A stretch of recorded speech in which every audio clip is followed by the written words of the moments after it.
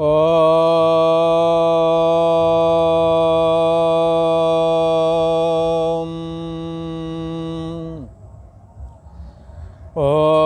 गुरु ब्रह्मा गुरु विष्णु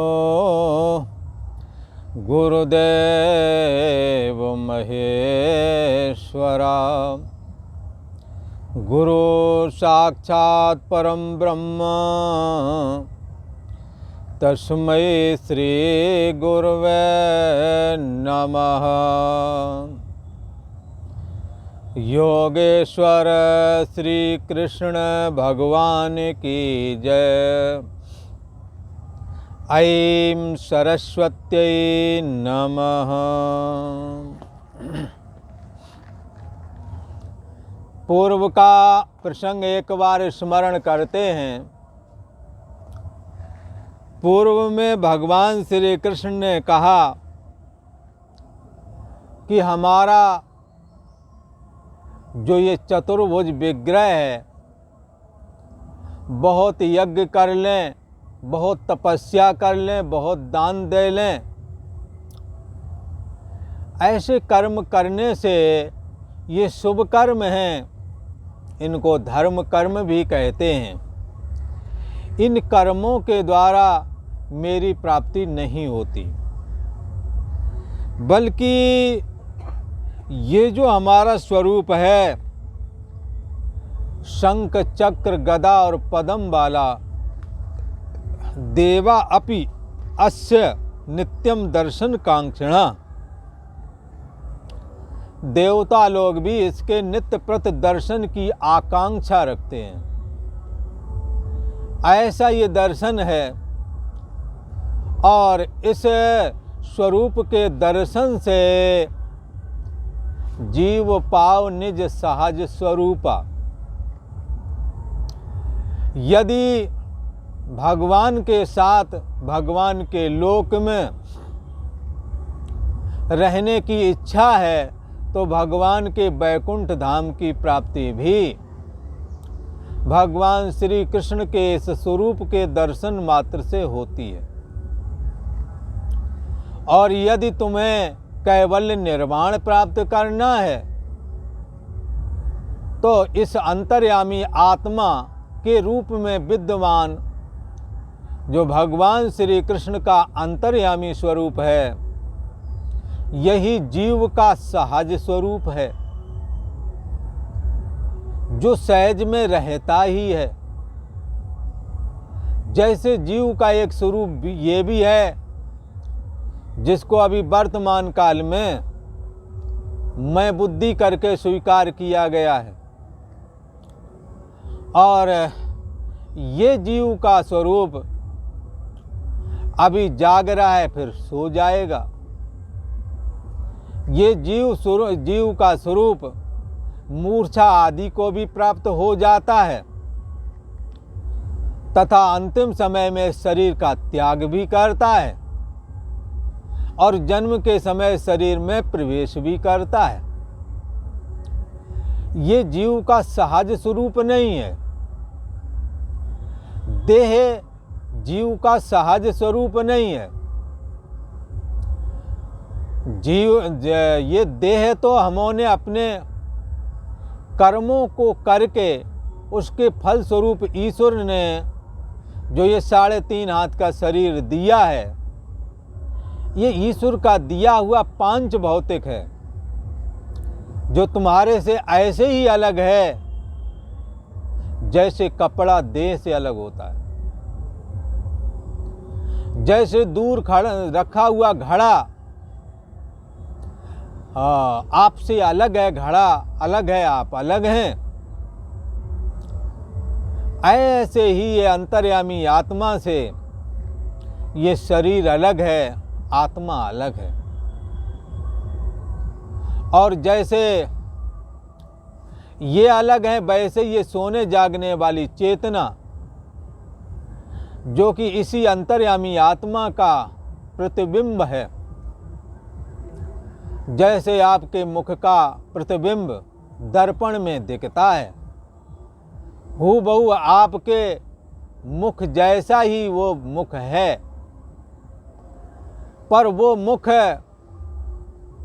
शीशा के हिलने पर हिलता भी है, और शीशा को यह स्थिर कर दिया जाए तो स्थिर भी हो जाता है। थोड़ी देर के लिए स्थिर शीशे की स्थिर अवस्था सुख है मुख के प्रतिबिंब को, और शीशा का हिलना दुख है शीशे के अंदर पड़ने वाले प्रतिबिंब के लिए।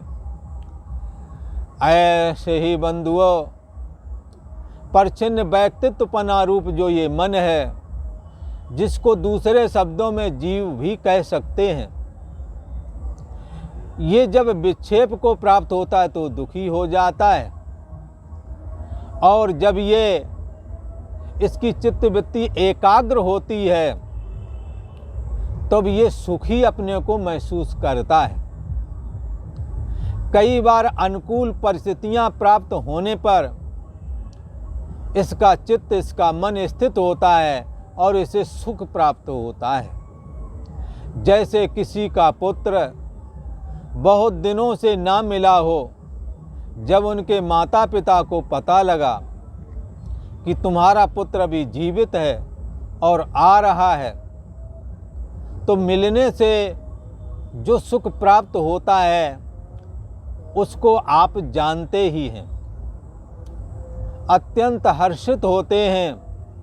पर वही पुत्र जब ज़्यादा समय रह जाए और अनुकूल ना रहे, अनुकूल ना चले माता पिता के, तो उसी पुत्र से जिससे सुख मिला था उसी से दुख भी मिलता है, क्योंकि चित्त की वृत्ति उसके गलत कर्मों को लेकर के विक्षेप को प्राप्त हो जाती है।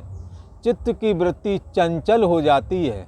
लिहाजा जिस पुत्र से कभी सुख मिला उस पुत्र से दुख भी मिलता है। तो ये सुखी दुखी होने वाली चेतना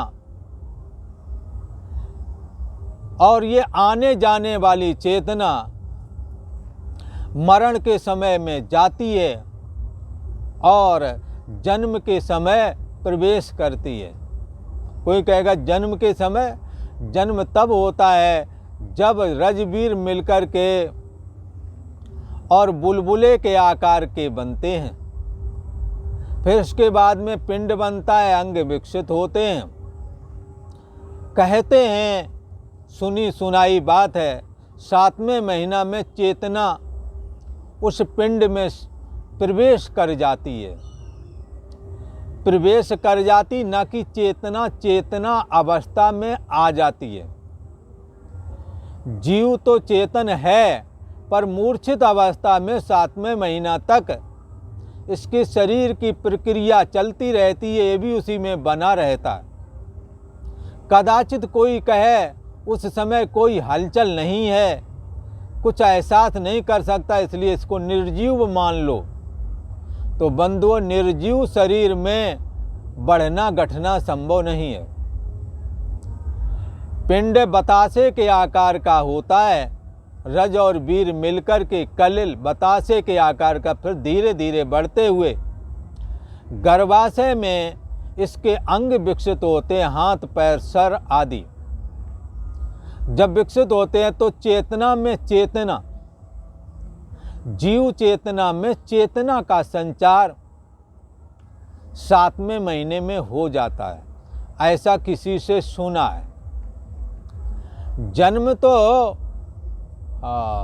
जब माँ के गर्भ से बाहर आता है तब जीव का प्रवेश हो गया, ये कहने का अभिप्राय नहीं लगाना। अपितु जब स्वर्ग अथवा नरक से यमराज अथवा इंद्र के संकल्प से कोई जीवात्मा चंद्र किरणों के माध्यम से वनस्पति में प्रवेश करती है, तो कोई बरसात के माध्यम से वनस्पति में प्रवेश करती है।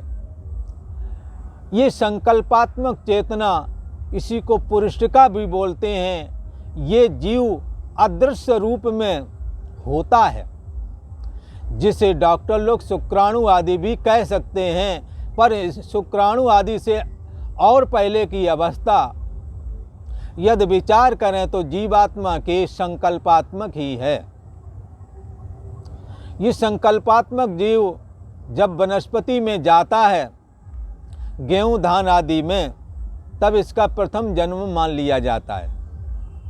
दूसरे जन्म में ये पिता के यहाँ जब पिता अन्न जल खाता है और वो जाकर वीर रूप में तब्दील होता है, तब वो संकल्पात्मक जीवात्मा शुक्राणु आदि के रूप में परिवर्तित हो जाता है। जैसे आपका संकल्प कि मैं हरिद्वार चलूं, घर में बैठे मन में ये बात आ रही है पर किसी को पता नहीं लग रही है, वही संकल्प तब रूप को धारण करता है जब अपनी आप बाइक तैयार करते हैं, झोला लेते हैं और बैठ के बोले कहाँ जा रहे, बोले हरिद्वार। जिस संकल्प का कोई रूप आकार नहीं था, वही जब ये चलने के लिए प्रेरित होकर के चलने के लिए तैयार होता है, तब वो क्रियात्मक हो जाता है संकल्प ही। सेम ऐसे ही ये जीवात्मा ऊपर से संकल्पात्मक होकर के आता है और वनस्पति में प्रवेश करता है और प्रवेश करके फिर माता पिता के यहाँ आता है और जब सप्तम धातु बनता है तो वो संकल्पात्मक जीव जिसका कोई रूप आकार नहीं था, वो शुक्राणु के रूप में तब्दील हो जाता है, जो कि अत्यंत सूक्ष्म है। इन नेत्रों के द्वारा उसका देखा जाना संभव नहीं है, पर सूक्ष्म यंत्र जो डॉक्टरों के पास होते हैं उनके द्वारा वो दिखने में आता है। कहते हैं ये दूसरा जन्म हो गया और तीसरे जन्म में माँ के अंदर प्रवेश कर गया और फिर जाकर के जब योनि द्वार के से निकल कर बाहर आता है, तब इसका ये आगे वाला जन्म माना जाएगा। इसलिए एक तो संकल्पात्मक, दूसरा वनस्पति में, तीसरा माता पिता के यहाँ, तीसरा चौथा माँ के यहाँ, पांचवें में बाहर निकल पाता है। तो इस तरह से इस जीव के अनेक जन्म माने जाते हैं, पर आम तौर पर माँ के गर्भ से बाहर जो निकलता है बालक, वही मैन रूप से जन्म करके लोक में प्रसिद्धि है, उसी को जन्म करके ग्रहण किया जाता है।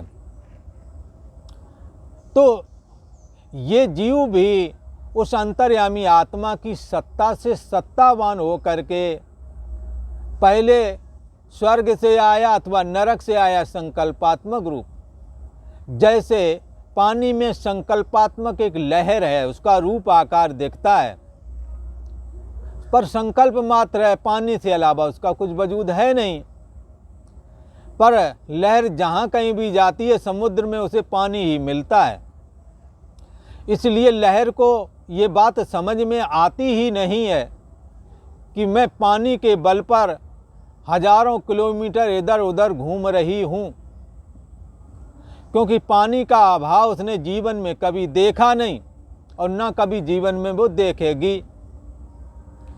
ऐसे ही जीवात्मा ने उस परम ब्रह्म परमात्मा का अभाव कभी देखा नहीं और ना ही कभी देखेगा, क्योंकि परमात्मा अनादि और अनंत है, इसका अभाव कभी होता नहीं है। ऐसा ये जो परम ब्रह्म परमात्मा है उसका ये आभास है, उसका ये प्रतिबिंब है जो कि संकल्पात्मक है। आज भी मैं हूँ ये संकल्पात्मक ही तो है, पर देह से जुड़ करके तब बोलते हो ये देह मैं हूँ। पर देह से पहले आप अपनी मैं को विचारें, आप पाएंगे कि आपका स्वरूप संकल्पात्मक ही है। ऐसा जो सत्तात्मक परम ब्रह्म परमात्मा जिसकी अभिव्यक्ति है और जाननापना के रूप में आपके और हमारे अंदर हो रही है, जो आपका होना और ना होना भी जानता है, वो सत्य है या जिसके द्वारा आप जगत के कार्य सिद्ध करते हैं, ये वाली चेतना अभी है, आप जान रहे हैं, पर सो जाएगी तो कुछ भी ना जाना इसने, इस बात को भी आप जान जाते हैं। तो जिसके द्वारा जाना गया है उसका नाम है परमात्मा, उसका नाम है आत्मा, उसका नाम है, उपनिषद में उसी को ब्रह्म बोलते हैं, गीता में उसी को आत्मा बोलते हैं, शिव पुराण में उसी को शिव बोलते हैं, विष्णु पुराण में उसी को विष्णु बोलते हैं। इसलिए विष्णु परम पदम, विष्णु ही परम पद है। तो वो अंतर्यामी आत्मा का प्रतिबिंब भी संकल्पात्मक है, और वो भी हमारे से इतनी ही दूरी पर है जैसे हमारे से शरीर में पहना हुआ कपड़ा शरीर से बिल्कुल अलग होता है, पर कपड़ा ऐसा लगता है कपड़ा ही शरीर है। ऐसे ही ये जीवात्मा भी अंतर्यामी आत्मा से बिल्कुल अलग है, पर नज़दीक ऐसे ही है जैसे शरीर से कपड़ा नज़दीक होता है, अथवा जैसे आँखों से अंजन नज़दीक होता है, काजल नज़दीक होता है, अत्यंत नज़दीक काजल आँख के अंदर में ही विद्यमान है, पर आँख काजल को नहीं देख पाती। ऐसे ही शरीर जन्म से पहले नहीं था, मरण के बाद में नहीं रहता, ये बात तो समझ में आती है। और शरीर मैं नहीं हो, ये काफ़ी हद तक समझ में आ जाता है, पर ये सोने जागने वाली चेतना भी आप नहीं हैं, ये बात जल्दी से समझ में नहीं आती। जैसे आँख में रहने वाला काजल आँख के द्वारा नहीं देखा जाता, जबकि काजल से आँख अलग है, आँख के अत्यंत नज़दीक है, तो भी आँख उसे देख नहीं पाती। कौन सा देव है जो मन रूप काजल, साक्षी रूपी आत्मा, साक्षी रूपी आँख के अति नज़दीक जो मन रूपी काजल है, इस मन रूपी काजल को क्यों नहीं देख पा रहे हैं? क्योंकि अस विवेक जो देह विधाता, ये गीता का ज्ञान रूपी विवेक यद विधाता दे, कृपा करे, फूटी आंख विवेक की, विवेक वाली आंख फूटी है। यही वजह है कि अंतर्यामी आत्मा से बिल्कुल अलग ये सोने जागने वाली चेतना, साक्षी के अत्यंत सम्मुख रहने वाला ये मन रूप जीवात्मा, ये साक्षी से अलग है, फिर भी ऐसा लगता है कि मैं हूँ। ये जो मैं हूँ सोने जागने वाली चेतना, इसका जानने वाला कोई है, जो जानने वाला है उसका नाम आत्मा है, वो ही सदा रहने वाला है। उसके आश्रय में फुरने वाली है सोने जागने वाली चेतना, जो अभी जाग रही है फिर सो जाएगी। इस चेतना, ये चेतना सच्चे अर्थों में अपना वजूद नहीं रखती। ये आपसे इतने ही अलग है जैसे आपके देह से कपड़ा बिल्कुल अलग होता है। ऐसा जो साक्षी आत्मा है, जो कि आपकी बुद्धि देश का आश्रय और प्रकाशक है, और बुद्धि का होना मैं हूँ और बुद्धि का ना होना, सुषुप्ति अवस्था में कुछ भी ना जाना, सब कुछ जाना अभी जागृत अवस्था में, और सुषुप्ति अवस्था में कुछ भी ना जाना। जानना पना ज्ञान है और ना जानना पना अज्ञान है। जो ज्ञान और अज्ञान दोनों को जो जानता है को देवा, वो कौन सा देव है? ये कोई दूसरा देव नहीं, ये भगवान श्री कृष्ण का अंतर्यामी स्वरूप है, जिसके लिए भगवान श्री कृष्ण ने कहा अहमेवास्मेवाग्रे नान्यत यत सद सत परम पश्चाद अहम यदे तच्चा यो वशिष्येत सोस्म्यम। इस सृष्टि देह और जगत से पहले मैं था, और जब देह और जगत देह और जगत मन देह का आश्रय प्रकार, देह को धारण करने वाला मन, आभासित चेतना इसी को कहते हैं, इसी को जीव कहते हैं, इसी को परिच्छिन्न व्यक्तित्वपना कहते हैं, इसी को सोने जागने वाली चेतना भी कहते हैं। इस देह और जगत को धारण करने वाली आपकी जीवात्मा है, सोने जागने वाली चेतना है। इसी को गीता में भगवान श्री कृष्ण की परा प्रकृति भी कहते हैं। ऐसा जो इनका आश्रय प्रकाशक जो अंतर्यामी आत्मा है, वो तुम्हारा इस देह का भी और सोने जागने वाली चेतना का भी आश्रय और प्रकाशक है। जैसे दर्पण में जो प्रतिबिंब आपका दिख रहा है, ग्रीवा ऊपर मुख यदि ना हो तो दर्पण वाले प्रतिबिंब का कोई वजूद नहीं। ग्रीवा ऊपर मुख से स्वतंत्र हो करके दर्पण वाले मुख का जैसे कोई वजूद नहीं है, ऐसे ही अंतर्यामी आत्मा से अलग हो करके देह और जगत और इस सोने जागने वाली चेतना का, जिसको आभासित चेतना कहते हैं, जिसे गीता में भगवान श्री कृष्ण ने परा प्रकृति भी कहा है, जिसको मन भी कहते हैं, ऐसी ये सोने जागने वाली चेतना समेत और देह और जगत, इनका उस अंतर्यामी आत्मा से स्वतंत्र होकर के कोई वजूद नहीं है। इसलिए विषय करण सुर जीव समेता, सकल एक ते एक सचेता, सबकर परम प्रकाशक जोई, राम अनादि अबध पत सोई। सारा जगत इंद्रियों से दिखता है, श्रोत्रम चक्षु स्पर्शनम चा, रसनम घ्राण में चा, अधिष्ठाय मनश्चायम विषयानुपसेवते। ये मन रूप जीवात्मा श्रोत्र चक्षु स्पर्श यानी त्वचा का, नेत्र का और श्रोत्र का, घ्राण का आश्रय लेकर के विषयों को भोगता है। इस जीवात्मा के पास कोई अपना मुख नहीं है। ये रसना इंद्री पे आकर के रस ग्रहण करता है और श्रोत्र इंद्री पे आकर शब्द ग्रहण करता है और चक्षु इंद्री पे आकर के रूप ग्रहण करता है, त्वचा इंद्री पे आकर के स्पर्श ग्रहण करता है।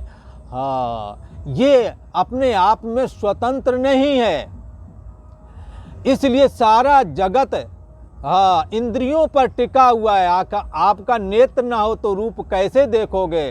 कहीं ऐसा तो नहीं आँख की वजह से रूप दिखता है, रूप होवे ही ना। कहीं ऐसा तो नहीं कान की वजह से शब्द है, न कि शब्द है वास्तव में। इस त्वचा की वजह से स्पर्श दिखता है, त्वचा ना हो तो स्पर्श की कल्पना नहीं। इसी प्रकार से यार नाक ना हो तो गंध कैसी? गंध है ही नहीं यदि नाक ना हो। रसना ना हो तो रस कैसा? अर्थात इंद्रियों से स्वतंत्र होकर के पांचों विषयों का वजूद नहीं है। इसलिए सारे विषय इंद्रियों के अधीन हैं। इंद्रियां मन से अलग होकर के अपना कार्य संपादन नहीं कर सकते। इसलिए समस्त इंद्रियां मन के अधीन हैं और मन ये सोने जागने वाली चेतना, हाँ, इसी को मन कहते हैं। इसी को बुद्धि भी कहा जाता है। आप फेर में नहीं पड़ना। जैसे किसी का हाथ कौन है तो कभी बता दिए तर्जन यही हाथ है, कि तब कभी इसमें बोले यही हाथ है, पर इनके नाम अलग अलग हैं। हाथ को ही इंगित कर रहे हैं ना। अगर इसको कहें ये क्या तो कहें हाथ, ये क्या ये हाथ, ये क्या ये भी हाथ, पर अलग अलग देखें तो ये अंगूठा, ये तर्जनी, ये मध्यमा है, ये अनामिका, ये कनिष्ठिका है। एक ही हाथ को ऐसा बोला जाता है। ऐसे ही एक ही अंतःकरण को कभी मन बोल देते हैं, कभी बुद्धि बोलते देते हैं, कभी अहम बोल देते हैं, अहंकार, कभी चित्त बोल देते हैं। ऐसा फेर में आपने नहीं पढ़ना है। इस सारा जगत इंद्रियों के अधीन है, इंद्रियों के द्वारा देखा जाता है, इंद्रियों के बगैर इनका कोई वजूद नहीं। और इंद्रियां मन के द्वारा जानी जाती, मन के बगैर, मन से स्वतंत्र होकर इंद्रियों का कोई वजूद नहीं। और मन, हाँ, रूप जो आभास चेतना है, इसको जीव चेतना कहते हैं, इसको परिच्छिन्न व्यक्तित्वपना कहते हैं, इसको परा प्रकृति कहते हैं, इसको जीवात्मा कहते हैं। इसका अंतर्यामी आत्मा से स्वतंत्र होकर कोई वजूद नहीं है। ये अंतर्यामी आत्मा भगवान श्री कृष्ण का स्वयं अपना निज स्वरूप है। ये उपासना का क्रम जो बताया है बंधुओं, ये निराकार की उपासना है, जिसकी शुरुआत तो होगी कर्म योग के द्वारा। कर्म योग के द्वारा दूसरों के प्रति उपकार करें, आसक्ति और फल की इच्छा से रहित हो करके अपने कर्तव्य कर्मों का निर्वहन करें। हाँ, अपने से बड़ों के लिए, अपने से पूजनीयों के लिए, जरूरतमंदों के लिए यदि ऐसा करेंगे तो उनके हृदय में प्रेम आएगा। और ये बड़े स्तर से जब बहुत लोगों के प्रति ऐसा कर्तव्य और लंबे समय तक किया जाता है तो यही लोगों के प्रति किया गया उपकार एक अलौकिक प्रेम के रूप में तब्दील हो जाता है, जिसका परिष्कृत रूप भगवान श्री हरि की भक्ति के रूप में हो जाता है। और उस भक्ति को करने वाला, सगुण साकार की भक्ति करने वाला ऐसा साधक भगवान श्री कृष्ण ने कहा योगियों में हमें सबसे ज़्यादा श्रेष्ठ लगता है। ऐसा कहा है भगवान श्री कृष्ण ने। तो क्यों लगता है? क्योंकि यदि तुमने निराकार में या कहीं भी जाना है तो सबसे पहले क्लास यहीं से चालू होगी, इसलिए सबसे श्रेष्ठ यही है, यहीं से चालू करो। यदि तुम नर्सरी में नहीं पढ़ोगे तो आगे ग्रेजुएट वगैरह आगे की क्लास कैसे अटेंड करोगे? इसलिए सबसे श्रेष्ठ एक बालक के लिए नर्सरी का ही स्कूल है, वो उसमें पढ़े, बाद में आगे कॉलेजों में जाएगा जैसे जैसे सयाना होवेगा। खैर, इसी प्रकार योगियों की स्थिति है। भगवान श्री कृष्ण ने कहा जो कर्म योग करके हृदय में हमारे प्रति प्रेम प्रकट करता है, अर्थात भक्ति प्रकट करता है और मेरा सगुण साकार की उपासना करता है, वो योगी में मुझे सर्वश्रेष्ठ मान्य है, योगियों में उत्तम है, ऐसा मेरे को मान्य है। तो किसी ने कहा वो निर्गुण निराकार वाला महाराज। तो अभी तक जिसका निरूपण किया, ये निरूपण निर्गुण निराकार की भक्ति है। निर्गुण निराकार की भक्ति विचार के द्वारा होती है। स्व आत्म तत्वानुसंधानम भक्ति इत विधीयते। अपनी आत्मा का अनुसंधान करें, साधन भजन के लिए बैठें, परमात्मा का नाम स्मरण करें, रा और माँ दो भागों में बांटें, ओ और माँ दो भागों में बांटें। श्वास के प्रवेश करते हुए ओ और निकलते हुए माँ, ओ माँ, ओ माँ, अथवा सो हम, जाते हुए सो, निकलते हुए हम। ऐसा करते हुए अनुसंधान करें, आत्म तत्वानुसंधानम। इस शरीर में सार क्या है, इस सोने जागने वाली चेतना का आश्रय और प्रकाशक क्या है, इसका क्या स्वरूप है, ये सदा रहता है, इसलिए इसको सत कहते हैं। इसकी चेतनता का कभी अभाव नहीं होता है, इसलिए इसको चित्त बोलते हैं। इसकी प्रियता का कभी अभाव नहीं होता, इसीलिए इसको आनंद बोलते हैं। इसलिए सत कहिए जो विनिशय नाई, चित्त चैतन्य सकल घटमाई, जो हर समय रहे आनंदा, ताई को कहिए सच्चिदानंद। ये सच्चिदानंद परम ब्रह्म परमात्मा की उपासना करने वाला, निर्गुण निराकार की उपासना करने वाला साधक उपनिषद के वाक्यों का विचार करके अपने में उस सत्ता का एहसास करता है। आंख बंद करके बैठता है, मैं कौन हूँ, सो हम, ओ माँ, मैं वही हूँ। कौन? देह और इंद्रियों का भी जो जानने वाला है, जो सोने जागने वाली भी चेतना को जानने वाला है, सो हम, वो मैं हूँ, ओ माँ, वो मैं हूँ, ऐसा भाव बनाता है। जो शुद्ध सत्ता मात्र है वो मैं हूँ, ऐसी उपासना जो करते हैं श्वास के माध्यम से, विचार के माध्यम से, ध्यान के माध्यम से, इसी को ऐसे भी कहते हैं, श्वास सड़क पर चले संत जन, गगन महल को जाते हैं, सोहम सोहम की झीनी धुन से अपनी सूरत जगाते हैं। ऐसी जो सूरती है वो चैतन्य सत्ता मैं हूँ, जो बुद्धि को का होना न होना भी जानता है, जो ज्ञान मात्र है, जो हैपना करके अभिव्यक्त होता है, उसका नाम आत्मा है। यही भगवान श्री कृष्ण का अपना निज स्वरूप है। इसको कैसे उपासना करना है? सोहम इति भावेन उपासयेत, वो मैं ही हूँ ऐसी भावना करके उपासना की जाती है। इसका नाम है स्व आत्म तत्वानुसंधानम भक्ति इति विधीयते। अभेद परक भक्ति निर्गुण निराकार की भक्ति का स्वरूप ये है। पर ये भक्ति बंधुओं सगुण साकार की भक्ति किए बगैर ये वाली भक्ति में प्रवेश नहीं हो पाता। इसीलिए भगवान श्री कृष्ण ने कहा हमें सगुण साकार वाला योगी उत्तम मत अभिमत है, श्रेष्ठ लगता है हमारे मत में, ऐसा कहा था। परंतु जहाँ तक ये निर्गुण निराकार वाली बात है तो भगवान श्री कृष्ण कहते हैं कि हे अर्जुन, ये गीता का 12वां अध्याय है और 3रा श्लोक है। क्या कह रहे हैं भगवान? ये त्वक्षर मनिर्देश्य मव्यक्तं पर्युपासते सर्वत्र गम चिन्त्यं चा कूटस्थमचलं ध्रुवम्।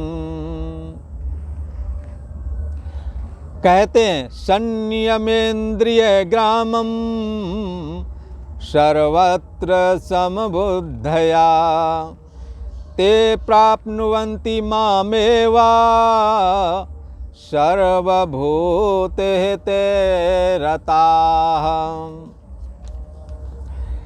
कह रहे हैं भगवान श्री कृष्ण की बड़ी महिमा है जो अपने स्वरूप का कथन स्वयं कर रहे हैं। क्या कह रहे हैं? साकार की उपासना करो तो निराकार में प्रवेश हो जाएगा।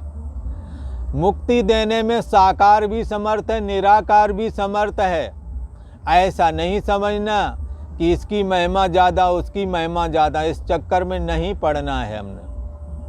भगवान श्री कृष्ण ने बताया हाँ निराकार वाले में यदि जाना है, ये लास्ट अवधि है उपासना की। यदि इधर जाना है तो शुरुआत उधर ही से होवेगी, जब भी होवेगी। भगवान श्री कृष्ण कहते हैं तू ये इंद्रिय ग्रामम संयम, परंतु जो पुरुष इंद्रियों के समूह को भली प्रकार बस में करके और अचिंत्यम सर्वत्र गम, और मन बुद्धि से भी परे सर्वव्यापी।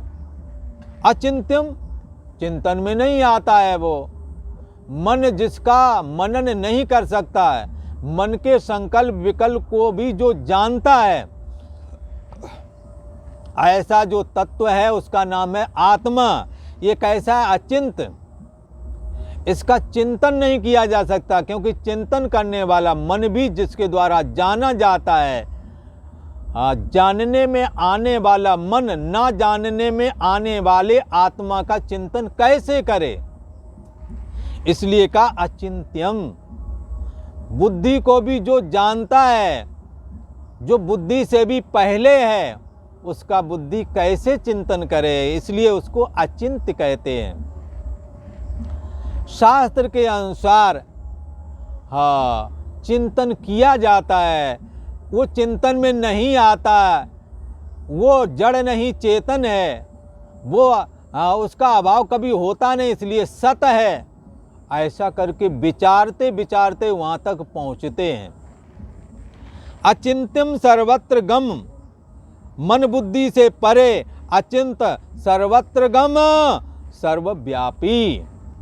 अनिर्देश्यम, जिसका निर्देश नहीं कर सकते। जैसे ये गाय है, सींग पकड़ के बता दिया, ऐसे उस अंतर्यामी को इंगित नहीं कर सकते, क्योंकि मन इंद्रियों के माध्यम से मन आभासित चेतना मन के माध्यम से इंद्रियों के थ्रू देह जगत को देख रही है।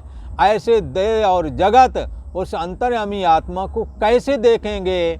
जो देह और जगत को जानने वाला जो मन बुद्धि है, उसको भी जो उससे भी जो पहले है, उसको कैसे जानेगा। इसलिए भली प्रकार बस में करके मन बुद्धि से परे और सर्वव्यापी, सब में समाया हुआ है ये चैतन्य सत्ता, सर्वव्यापी ही अनिर्देश है, जिसका निर्वचन नहीं किया जा सकता है, कथन नहीं किया जा सकता है। ऐसे अखतनीय स्वरूप और कैसा कूटस्था, जिसमें कभी किसी प्रकार का बदलाव नहीं आता। बदलाव आता शरीर में बचपना जवानी बुढ़ापा करके, बदलाव आता है मन में अनुकूल प्रतिकूल परिस्थिति में सुखी दुखी होकर के, बदलाव आता है बुद्धि में कम जानना अधिक जानना। जटिल से जटिल विषय भी हम समझ लेते हैं, अब नहीं समझ पाते हैं। ऐसा जो बुद्धि का जानना है, ये कम जानना ज़्यादा जानना बुद्धि में रहता है। और अभी मैं जाग रहा हूँ फिर सो जाऊँगा, इस सोने जागने वाली चेतना को भी जो जानता है वो उसका कथन कैसे कर सकते हैं। अभी मैं जाग रहा हूँ, अब जागना खत्म हो गया, अब जड़ता छा गई, सुषुप्ति आ गई, कुछ भी ना जानना। ज्ञानता और अज्ञानता भी जिसके द्वारा जानी गई है वो सदा एक रस रहता है, सदा रहता है, सदा चैतन्य है, उसकी चैतन्यता का कभी अभाव नहीं होता। उपनिषद उसी को बोलता है, चेतना चेतना नाम एको बहु नाम। वो एक चेतन ही अनेक चैतन्यों में अपनी चेतना का संचार कर रहा है। तो ये कैसा है, ध्रुवम नित्य रहता है, सदा अडिग है, ध्रुव है, अटल है ये। और अचलम, अचल खड़ा हुआ है, जैसे कोई लोहे का खंबा खड़ा हो। अव्यक्तम, दिखने में नहीं आता, दिखने में आता है बुद्धि मन इंद्रियां देह और जगत। पर एनेदम सर्वम बिजानियात तम केन बिजानियात विज्ञातारम अरे केन बिजानियात। जिसके द्वारा सब कुछ जाना जाता है, उस विज्ञाता को कैसे जानोगे। क्योंकि वो दिखता नहीं, मन के द्वारा नहीं दिखता, बुद्धि के द्वारा नहीं दिखता, इंद्रियों के द्वारा तो जगत दिखता है, जो भीतर वाली मन बुद्धि आदि इंद्रियां, इनके द्वारा भी नहीं दिखता। पर उसके द्वारा मन और बुद्धि और इंद्रियां जानी जाती हैं। इस अनुभव को कौन नकार सकता है, कोई नहीं नकार सकता। इस अनुभव के माध्यम से ही उस अचिंतनीय तत्व को कैसे पकड़ा जाता। सोहम अस्मि इति भावेन उपासयेत, वो मैं ही हूँ जिसके द्वारा मन बुद्धि भी जानी गई। यही हमारा निजी अस्तित्व है, यही हमारी असली मैं है। शरीर मन बुद्धि इंद्रियां आदि तो हमारी नकली मैं थी, ये सदा रहने वाली नहीं थी। ऐसा निराकार अक्षर कभी जिसका क्षर नहीं होता है। शरीर जन्मा, बचपना आया, जवानी आई, बुढ़ापा आया, क्षर होता गया, बुढ़ापे में नस नस दिखने लगे, एक दिन गोविंदाय नमो नमः हो गया। शरीर और जगत का क्षय होता है, क्षर होता है, नष्ट होते हैं, पर वो नष्ट नहीं होता है। मन भी सुखी दुखी होकर के बदलाव वाला है, बुद्धि भी जड़ता और चैतन्यता को प्राप्त होती है। इसलिए बुद्धि में भी दोष है, मन में भी दोष है। ये क्षर होने वाले हैं, ये नष्ट होने वाले हैं, इनमें बदलाव आता है। पर किसमें है बदलाव नहीं आता, जो इनको जानता है। पर उपासते, ऐसे की भी उपासना की जाती है, उसकी उपासना करने वाला ही निर्गुण निराकार का ये उपासक है, ऐसा कहा जाता है। उसकी पूजा धूप बत्ती पुष्प आदि से नहीं होती, उसकी पूजा तो विचार रूप तपस्या के द्वारा होती है। भगवत गीता के इस प्रकार के वाक्यों को श्रवण करने से होती है, उपनिषद वाक्य के श्रवण करने से होती है। चतुर्थ श्लोकी भागवत में जो कहा गया है उस पर मनन करने से उसकी पूजा हो जाती है। तो ऐसे निरंतर एक ही भाव से ध्यान करने वाले जो भक्त लोग हैं, मेरा भजन करते हैं, ते सर्वभूत ते रता। इन्हों की विशेषता है कि संपूर्ण भूत प्राणियों के हित में ये भी लगे रहते हैं दिन रात।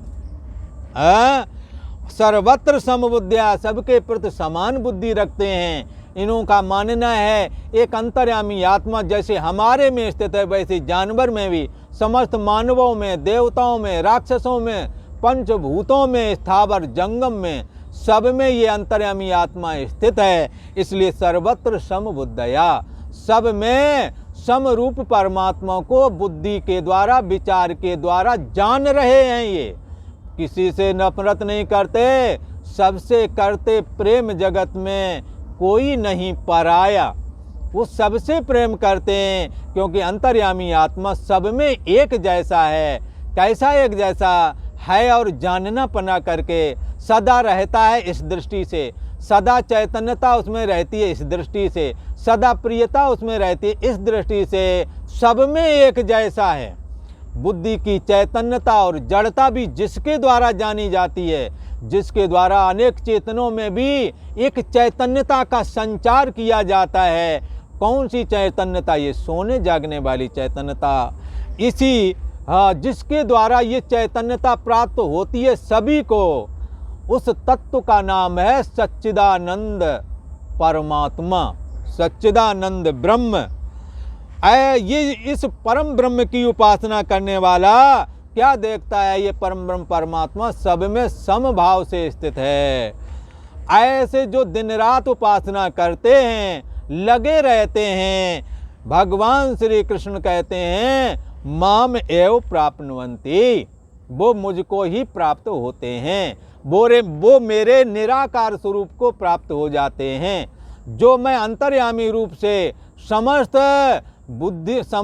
प्राणियों की बुद्धि देश का जो मैं साक्षी बना हुआ हूँ, हाँ, उस साक्षी का नाम ही गीता में आत्मा है, उपनिषद में ब्रह्म है, शिव पुराण में उसी को शिव कहते हैं। उस अंतर्यामी आत्मा, हाँ, मैं बुद्धि हमेशा रहती है, क्योंकि मैं सभी की आत्मा बना हुआ हूँ। इसीलिए लोग मुझे परम आत्मा बोलते हैं, परमात्मा बोलते हैं। एक बुद्धि देश का साक्षी जो जीव है, जो जीव भाव को जानने वाला है, वो एक बुद्धि देश का साक्षी कहा जाता है। जो एक बुद्धि देश का साक्षी है वही समस्त बुद्धि देश का साक्षी है। ऐसा उपनिषद का वाक्य है, ऐसा वेदों का मत है। भगवान श्री कृष्ण कहते हैं सर्वधि साक्षी भूतम, संपूर्ण बुद्धि देश का साक्षी जो है वो मैं हूँ, और उसी का नाम आत्मा है, उसी का नाम ब्रह्म है। तो भगवान श्री कृष्ण कहते हैं, हे अर्जुन, जो पुरुष समस्त इंद्रियों को भली प्रकार से बस में करके मन और बुद्धि से परे सर्वव्यापी, जिसका कथन नहीं किया जा सकता, ऐसा अकथनीय स्वरूप जो चैतन्य सत्तात्मक परमात्मा है, और कैसा ये सदा एक रस रहता है, और नित्य है, अचल है, कोई रूप आकार नहीं, इसलिए निराकार कहते हैं। ऐसा अविनाशी सच्चिदानंद घन ब्रह्म को जो साधक निरंतर एक ही भाव से ध्यान करते हुए भजते हैं, ये भी संपूर्ण भूत प्राणियों के हित में ही लगे रहते हैं। ये लोग भी ऐसे जो साधक हैं, सब में समान बुद्धि रखते हैं, सब में समरूप से परमात्मा स्थित है, इसलिए वो किसी से राग अथवा द्वेष नहीं करते हैं। सभी घटों में एक ही परमात्मा समाया हुआ है, सबकी गठरी लाल है, कोई नहीं कंगाल। ऐसा करके वो जानते हैं, वो अंतर्यामी आत्मा, वो भगवान श्री कृष्ण का अंतर्यामी स्वरूप सब में समान रूप से एक जैसा है, सदा रहता है, इसलिए उसे सत कहते हैं। उसकी चैतन्यता का कभी अभाव नहीं होता है, इसलिए उसे चेतन कहते हैं। उसकी प्रियता का कभी अभाव नहीं होता, इसलिए उसको आनंद कहते हैं। ऐसा समान भाव सब में सम रूप से स्थित है जो परमात्मा है, उसकी वजह से समान भाव वाले, सब में समान भाव रखने वाले योगी, हे अर्जुन, मुझको ही वो प्राप्त होते हैं। ये निराकार की उपासना करने वाले हैं। इसलिए हे अर्जुन, तुम ऐसा समझना कि ये उपासना करने वाले सब मुझको ही प्राप्त होते हैं। पर श्रेष्ठता की दृष्टि से, क्रम समुच्चय की दृष्टि से, क्योंकि क्लास वहीं से चालू होगी, पहले कर्म योग करें और कर्म योग से कर्म योग के द्वारा भगवत प्रेम जगावें अपने हृदय में, और फिर बाद में सगुण साकार की उपासना करें। ऐसा योगी महान बन जाता है। फिर सगुण साकार की उपासना में भगवान के चतुर्भुजी विग्रह का दर्शन हो जाए, अथवा ईश्वर के जो 5 पोज हैं, शिव, शक्ति, गणेश, सूर्य और विष्णु में से किसी का दर्शन हो जाए, तो इनके दर्शन के बाद में वो समस्त बुद्धि देश का साक्षी जो अंतर्यामी आत्मा है उसमें उसकी मैं बुद्धि स्वाभाविक तौर पर हो जाती है, जिसके लिए तुलसी बाबा ने कहा मम दर्शन फल सहज अनूपा जीव पाव निज मम दर्शन फल परम अनूपा जीव पाव निज सहज स्वरूपा। जीव का सहज स्वरूप देह नहीं है, मन बुद्धि इंद्रियां नहीं है, सहज स्वरूप तो ये अंतर्यामी आत्मा है। यही भगवान श्री कृष्ण का अंतर्यामी स्वरूप है। इसी को ये निराकार उपासक प्राप्त होते हैं। आज इतना ही। ओम शांति शांति शांति।